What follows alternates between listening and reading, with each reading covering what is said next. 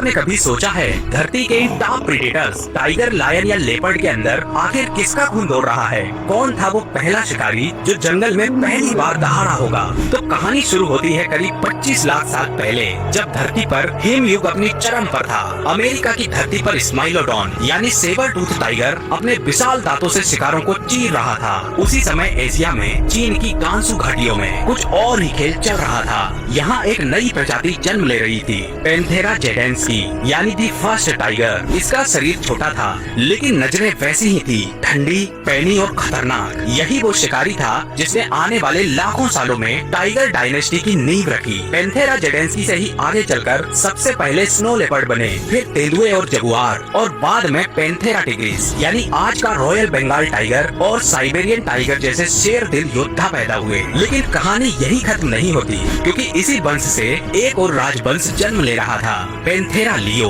करीब 20 लाख साल पहले इसी एक सबसे नजदीकी भाईचारे ने खुद को दो रास्तों पर बांट लिया, पैंथेरा टिग्रिस और पैंथेरा लियो। कुछ एशिया में रह गए जो बाद में टाइगर बने, और कुछ अफ्रीका की ओर निकल गए जिन्होंने खुद को खुले मैदानों के लिए ढाल लिया और बन गए लायंस। तो अगली बार जब आप इन शानदार जीवों को देखो तो ध्यान रखना, ये उसी खून के बारिश हैं जिन्होंने हिमयुग के बर्फ को भी अपनी आंखों से पिघलते हुए